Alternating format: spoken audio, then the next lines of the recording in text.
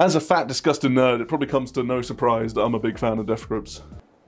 You must be a Death Grips fan. Yeah.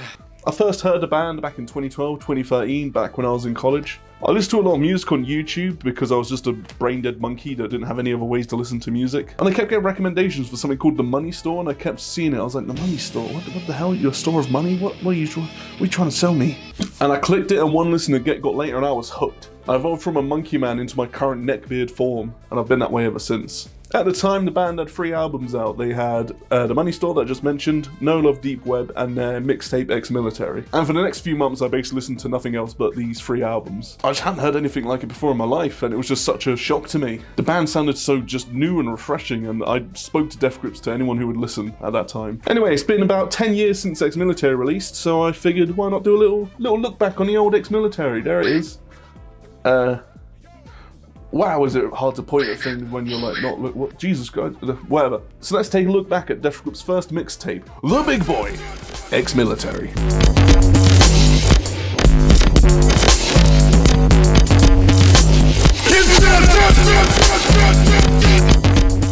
Before we get into that though, let's look at the band themselves. How did they form? Where did they come from? I'm pretty sure that's how you're meant to review things. You sort of talk about a band and then the album. Death Grips is formed by 3 fellas, Zach Hill, Stefan Burnett, and Andy Morin. Zach Hill was the drummer extraordinaire of the group. Before the Grips, he'd already seen some pretty decent success with bands like Heller as well as his own self-titled projects. He's a bit of a weirdo, a bit of an artist type, you know, one of those. And he's also the most vocal member of the group, usually doing all the talking in the interviews and stuff like that. At some point, he met Andy Morin. I say at some point because I'm not entirely sure where all these pieces fit in.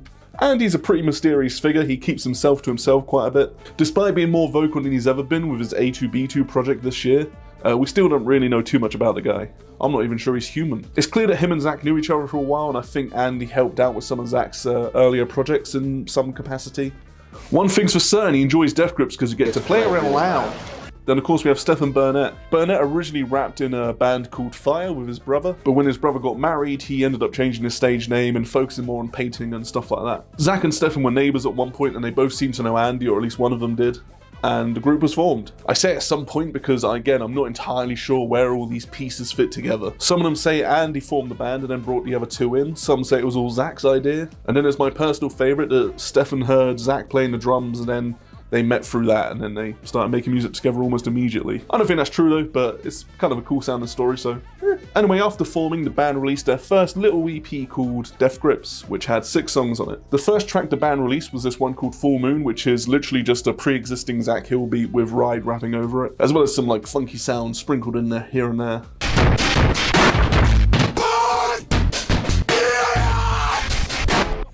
3 of the tracks from this thing would later appear on Exmilitary, so I'm not going to talk about this one too much, mostly because it's the Exmilitary video, it's not Death Grips EP video. One thing I will mention though, there's a track called Death Grips, meaning that there is a song called Death Grips by the band Death Grips on the EP Death Grips. Neat! I like that kind of thing a lot. Oh, and Ride says this. Oh, I get it now. Oh yeah. At this point the band was pretty much unknown. There was a few Zach Hill fans who had found the project on his website and his social medias and stuff like that. Zach Hill was a pretty elusive guy himself, but that's nothing compared to Andy and Stefan, who had basically no internet footprint at this time, apart from some weird websites I think that Andy had. In fact, in some of the early reviews of the band, people don't even know who they are, including in Fantano's Exmilitary review. He just refers to Stefan as the rapper, because people just genuinely didn't know his name or anything. Nobody knew who these fellas were! Anyway, 2 months after the EP release, they released Exmilitary. Whoa! If I had to describe Exmilitary, I would say like loud, abrasive, illegal sounding, violent. You might have noticed that this mixtape isn't on any streaming services or anything like that. No Spotify, no Apple Music, no nothing. And that's most likely due to the heavy sample use on the album. I don't think they cleared a single sample on this thing, and they're not small samples either. We're talking David Bowie, Pink Floyd, even the Pet Shop Boys, all being chopped up and remixed in this project, all thrown around. And to be honest, with all the bullshit going on at the moment with sample clearances and lawsuits of songs, going back to this album, even today, is still like a real breath of fresh air. It's like a rebellious fuck you to the industry. It's great. Of course, the album starts off with a pretty controversial sample. It's Charles Manson. He kicks the album off with a small speech, or rather an off-kilter ramble. Work for what? Money? I got all the money in the world. I'm the king, man. This is played over another sample of a track from a band called Jane's Addiction, before adding in another sample by Dickie Burton.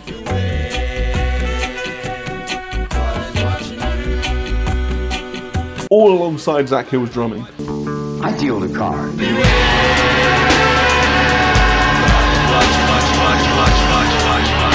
I'm going to talk about samples here and there, but I don't want to get too bogged down with all the samples and stuff like that. So I'm going to link a video by a channel called Bandstand, a really good channel. They've got a really nice video outlining all of the samples on Exmilitary. Recommend checking it out. But yeah, as you can tell, things are getting pretty hectic already. And before we go any further, let's talk about that Manson intro. Manson was this like white supremacist cult leader, maniac, weirdo. So we're in pretty ropey waters already, just going into this thing, but I love how the band, they recontextualized the sample into this introduction to Ride's persona. It's erratic and deranged, but it's also about individualism and being in tune with yourself. It sets the stage for this pretty uneasy relationship with the band, right? Then of course, right out of the gate, we get Ride's hook, and it's great. I close my eyes and seize it. I clench my fists and bleed it. I light my torch and burn it. I am the beast I worship. I think Ride's vocals are really what make or break Death Grips for you. On one hand, his barking delivery can make the lines a little bit hard to hear, especially with the amount of noise that is going on the track. But also, even when you do hear the lyrics, they're very esoteric and abstract, so you might not quite click with them straight away. But on the other hand, for me, and I assume everyone else that loves the band, they are absolutely phenomenal. Wage war like no tomorrow, cause no hell there won't be one. For all who deny the struggle, the triumph and overcome. We get cryptic relations to religions, cults, and all sorts of crazy stuff. Ride belts out how he lives every day as if it's his last, and how he lives life his own way, tying back into the themes that Manson introduces at the beginning of the song. And of course, it's a Death Grips album, so there's a healthy amount of drug use sprinkled about. But for how slurred and odd Ride's vocals come across, they're incredibly poetic. He rhythmically flows in and out of these short bursts of aggression throughout the song. Worship is not only the need, nature knows not a mercy. To pray is to accept defeat. And it might take a few listens for the lyrics to properly sink in, and everyone seems to have their own interpretation of what Ride's talking about. But I think that's what makes the band fun to listen to, you know? It's fun seeing what different people pull from the songs, right? Zach Hill's drumming might not be what you quite expected when you hear all this drummer extraordinaire talk. Now I'm a little bit out of my depth here because my own experience with drumming is Donkey Konga, but from what I understand, Zach Hill predominantly uses V-drums on these early albums. Majority of like the instruments and the drums and things like that on the recordings are digital based, but even though it's like human feel because I'm actually performing all that stuff. And on those V-drums, Zach Hill uses heavily distorted samples and stuff to get this really weird soundscape going on. And even using a drum machine on certain tracks. On Beware, we probably have some of the most traditional sounding drums on the entire thing. They're super spaced out to match with this eerie feeling with the samples. The song sounds quite otherworldly, but also very focused and direct. I love the video as well. All of these early, like, shitty handmade Death Grips videos are great. This was in 2011. HD video was definitely on YouTube at this point, but we don't need it. A lot of bands are going to try all this crazy stuff with their first music video, not these boys. Every video they make feels like a VHS tape you've stumbled upon in the woods and you take it home and you put it in, and it's just like some shit like this. It's like I'm watching Blair Witch or something. But yeah, how about that? What an introduction to the album, eh? A grand opening to a fantastic project. Ooh, and it leads into one of their biggest songs to date. To this day, this song sits at the most viewed YouTube video the band's ever put out. And for some of you, it's probably the first song you think of when you hear the band Death Grips be spoken. Man, I'm sorry, that was very clumsily said. Anyway, I'm of course talking about Guillotine. It goes, it goes, it goes, it goes, it goes, it goes, it goes, it goes, Guillotine!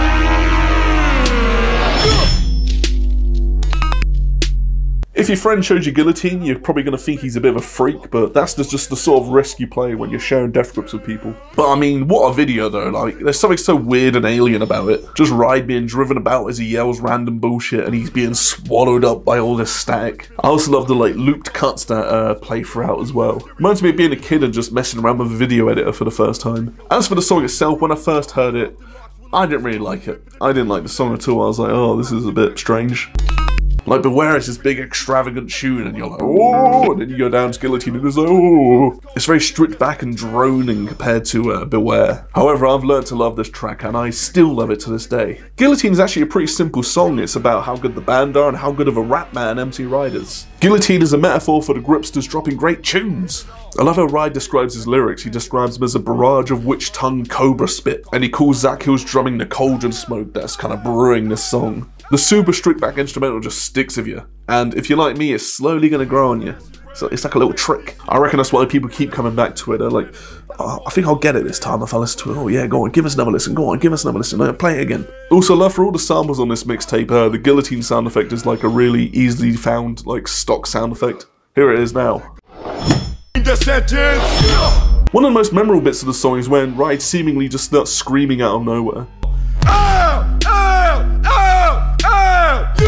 But oh, watch this. Ride describes his vocals as having several different hidden meanings throughout. Hidden all between and beneath every fragmented figure of speech, tongue in reverse whenever the beat causes my jaws to call.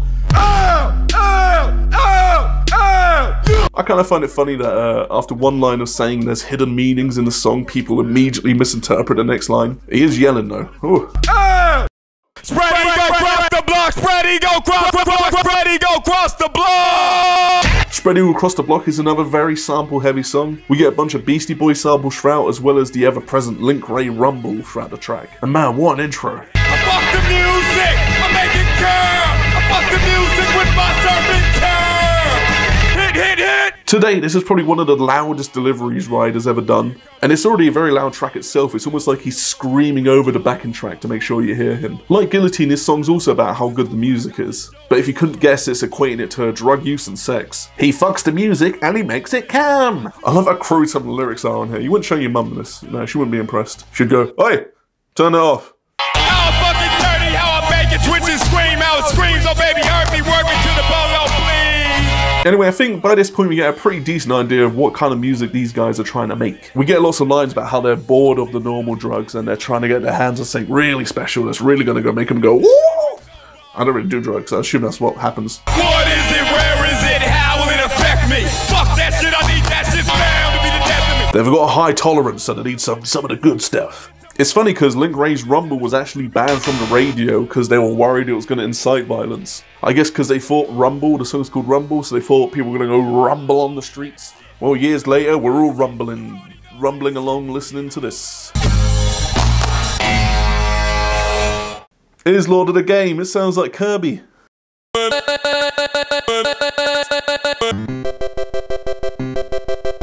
But it also sounds really good. Into the flame, into the fire, with no regard for a thing but that I'm the Lord of the game. I rule this empire.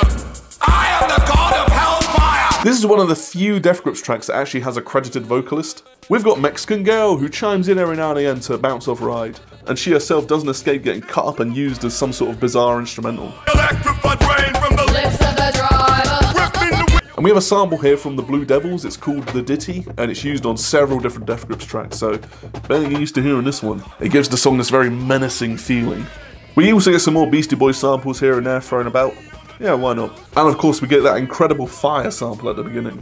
I love Ride's flow on this song. He like stops himself mid-sentence only to immediately carry it on the next one. And we get some more drug and music parallels, as you do. Typical stuff by this point. We also return to some of the themes of Beware. Lyrics about being free, but on this one it's painted as more as Ride as being very reclusive and keeping away from people. Especially from the media and like normal average folk and stuff like that. I especially like this segment at the end of the second verse that really highlights Ride's paranoia. Here's someone knocking at my front door. Who could it be? Should I ignore the knocking or see what could be in store for me if I leave the safety of the shore? So many options, so little time. And it all culminates in an excellent outro. Fuck where you're from, fuck where you go, and it's all about where you're at. Oh man, what a tune, just so many stand-up moments on this one. All in just 3.5 minutes. Whoa! Mexican Girl is a very welcome addition as well. A nice little break from Ride screaming into your eardrums. And Death Grips wouldn't feature another guest vocalist until Bottomless Pit many years later. Which makes this one stand out in their discography even more in my opinion. How are they going to top this one? Oh, surely they can't. How about with an absolute classic?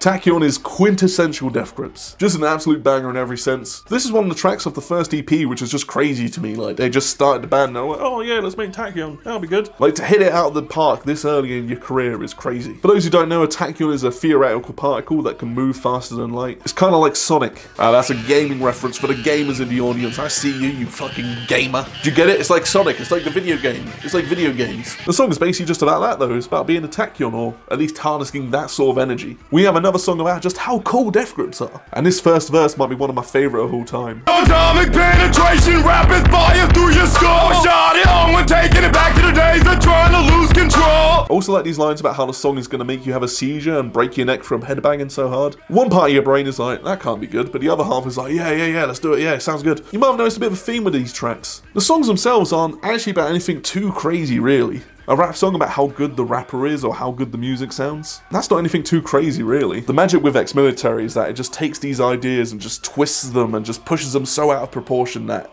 it becomes something entirely new. The violent pounding sounds just drive these ideas to a whole new extreme. I think that's why I like this album so much. I like everything that followed this, but Exmilitary has a really special place in my heart. There's something just quite fun about that original concept, right? And I think Takyon is the perfect example of this. Just unapologetic noise. Also, the video is pretty cool as well. According to Zach, he used to live in like the basement of this office block, I assume, and the band decided to go back there and just start filming. They're definitely not supposed to be there, and you can see Ride is just fiddling with each door handle as he goes past, eventually coming across to a door that he can get into. It's kind of weird seeing this ordinary office space and then seeing this gas mask wearing MC Ride just stroll in, and you just walk straight into this room full of people.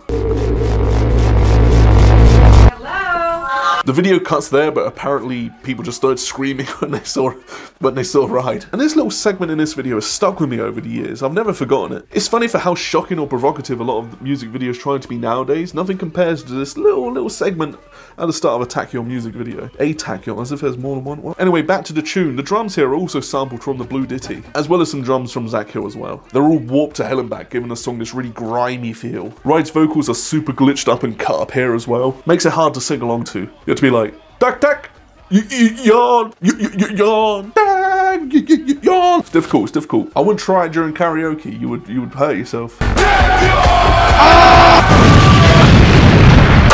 6 million ways to die. We get this cute little instrumental break. Aw, this is cute. This uses a sample from the Death Grips song we mentioned earlier, and this would be used repeatedly throughout the later albums as well. Sounds a bit warped, sounds a bit weird. Nice, like it a lot. Why is it here? I don't know, it's cool.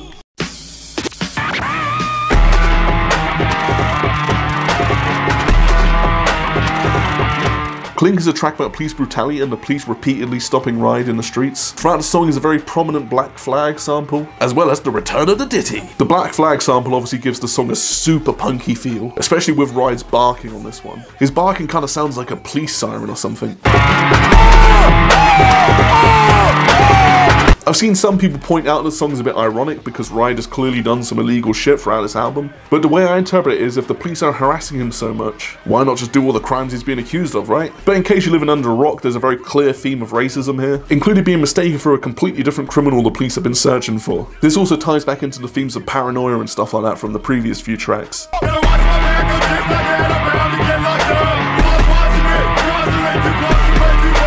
Also like this line about Ride being asked if he's drunk as he's pissing in the street. Like, yeah, he's probably drunk, leave him alone. This song has this really cool outro as well, and I noticed something when I was making this video. The sample is from a song called Liar Liar by the Castaways. And it links back to the Klink song, right? Because the police are lying. Liar Liar. The police are lying. Liar, liar. Huh? I'm starting to think these boys are smart, aren't they? Look! It's Culture Shock. We start off with this swelling Bowie sample. Sounds great. Bowie would later go on to say he was a big fan of the Grippers and even inspired him for his album Black Star. God bless you, Starman. Anyway, forget about that. Listen to this.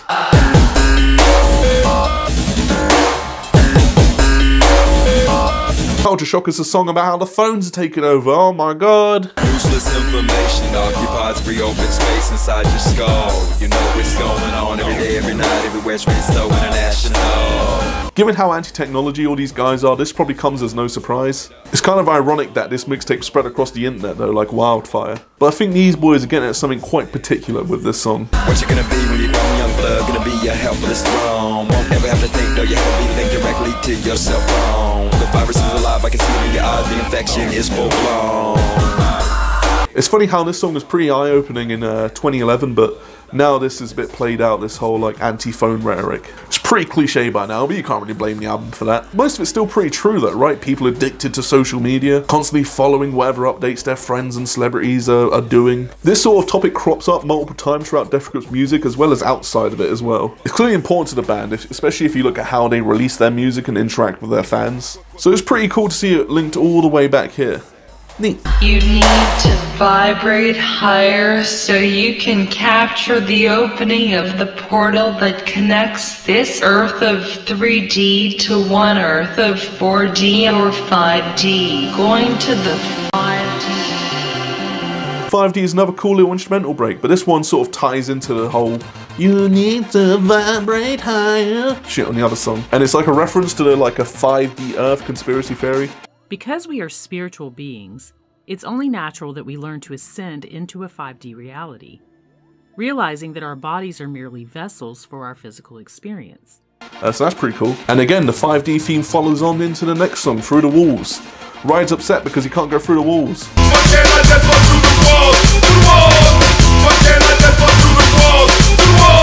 If you're delusional, your call will be transferred to the mothership. The walls being this sort of societal thing Ryde has to overcome. I'm pretty sure at this point he actually got through the wall, but then what if there was no walls at all? Ooh, does make you think. Yeah, this one's a bit weird. A weird Death Grip song.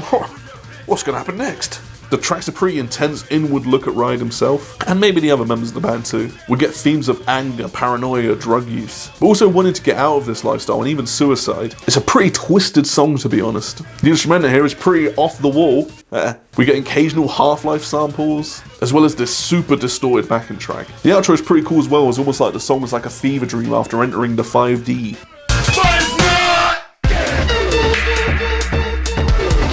Whoa, known for it as one of my favourite instrumentals on the album. Like, just listen to that shit. It's all like bee-boo, bee-boo, bee-boo, bee-boo, bee-boo, bee-boo, bee-boo, bee-boo, bee-boo, bee. Some really cool sampling going on here as well.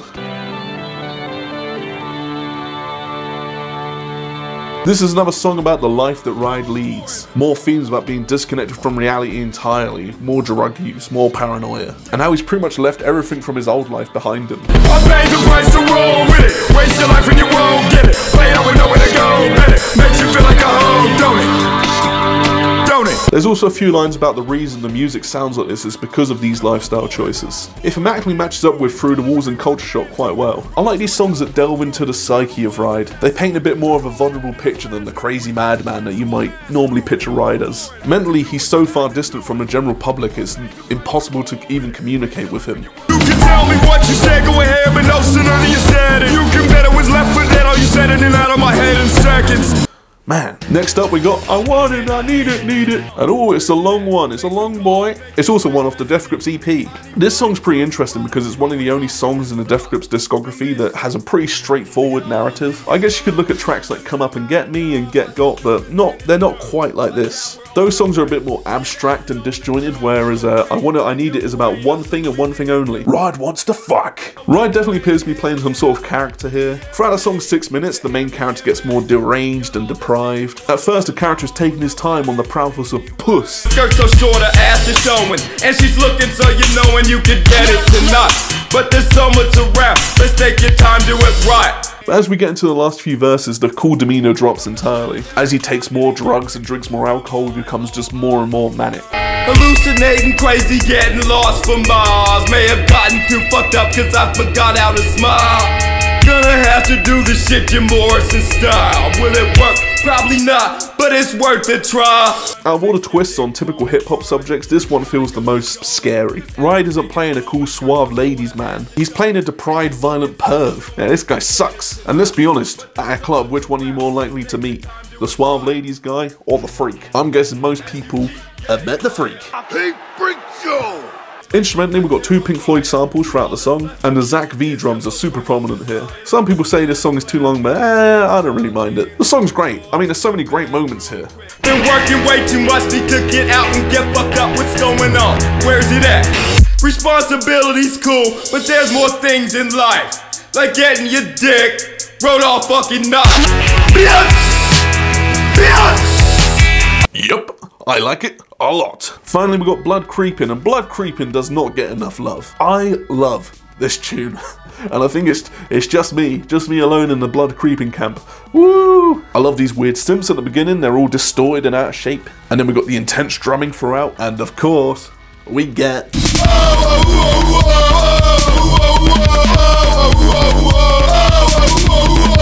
I don't get the hate, honestly. I don't get the hate at all. We just listened to a whole album of Ride screaming out random bullshit, but, oh, we're drawing the line at him going, oh, whoa, whoa, whoa. It pisses me off. I was with him when he was talking about his dick, but he's gotten too far this time. This song's about getting away from the police in an intense chase. Hold on, man, pump the car, I have no idea where we are. Think we may have gone too far. You see them right behind us, but there's nothing we can do. And of course after doing some drugs. And apparently still doing drugs. A lot of drugs. I love the belted out directions that Ryder's given to his driver.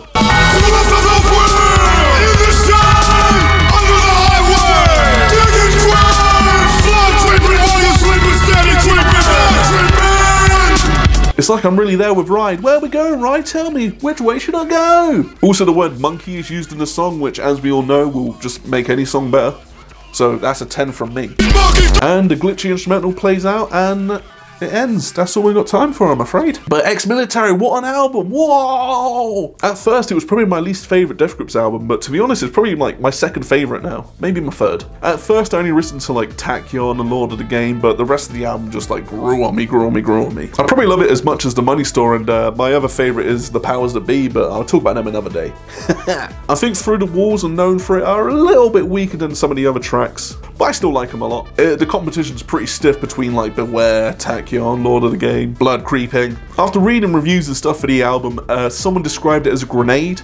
And yeah, I think that's a pretty apt description of the album. I've already said that Death Grips were a real shock to the system for me, so sorry, I thought my microphone fell off, but it didn't. It's still there, don't worry. But yeah, looking back at some of the reviews, it's a lot of fun reading like the small little blogs that originally found the album, and then up until when the bigger sites found it, like there's one on the Washington Post and stuff like that. Artists like David Bowie and Tyler the Creator also have listed them as inspirations. What's cool about Death Grips is that as more albums come out, the style and sound changes each time. The Money Store would sound a bit more electronic, a little bit more poppy. No Love Deep Web is more stripped down and a bit more focused on like vocals and stuff like that. Then as the years go by, you get stuff like the first half of The Powers That Be. I can't remember the name of that one, but I'm sure I'll Google it. But it samples the hell out Bjork. They basically turned Bjork into a drum set, and so like the sound of the album's super weird and super just covered in all sorts of weird like. Then you got the second half, Jenny Death, which is way more guitar focused and again sounds completely different from like some of their earlier stuff. And this leaves Exmilitary as a great starting point for the band. You listen to this and you can sort of jump off in all sorts of weird directions. Personally, I'd recommend just listening to the bands in order, but I'm sure you can make some sort of like flow chart that shows which way you want to go after listening to this one. If you like the stripped back Guillotine and the dense lyrics of Beware, you'd probably like No Love Deep Web. And if you're a big fan of hooks and heavy sample use, then you're gonna love The Money Store. Well, this is fun! Oh yeah, and by the way, no one knew who this guy was for years. According to this crusty old interview, the band described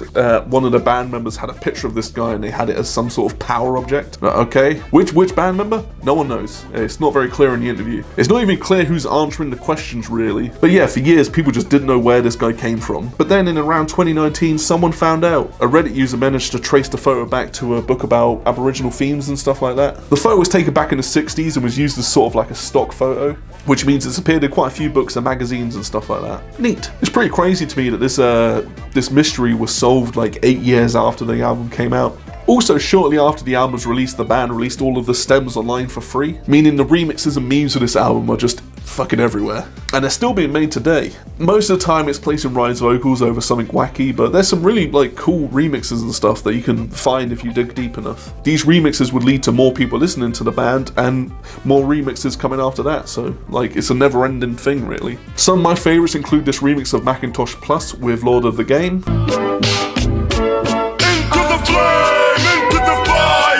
This Spider-Man meme is good. With great power comes great responsibility. Responsibility's cool, but there's more things in life.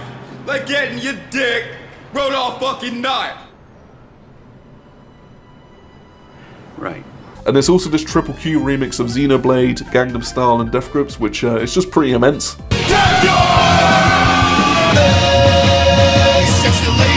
Yeah. Also, the album itself is pretty rare on vinyl. There was one official pressing back in 2011, and it's unclear how many were made, but it's still pretty rare, meaning the record goes for some pretty hefty amounts online. There's also been a bunch of bootlegs made by people who just want to get their hands on it on vinyl, so the bootleggers kind of fill that hole in the market. Most bootleggers will make it clear that it's a fake, but that won't stop resellers trying to sell it on as the real thing. It's a bit broken up though, because I got it in another town and I had it on a night out and it got all like crumpled when I was knocking about like drunk, so yeah. You can point out a bootleg Exmilitary tape by a few different things, and I'll show them to you now. The most obvious thing, there should be a black mark around here, like a little pen scrub. That doesn't appear on most bootlegs, as you can see, it's not present here. The other thing is the R of grips. The official one will have a kind of curved R rather than a straight one. And the last thing you do is check is the border. The border on the official release is a lot thinner, and on this one it's a lot thicker. You can see it's like a good,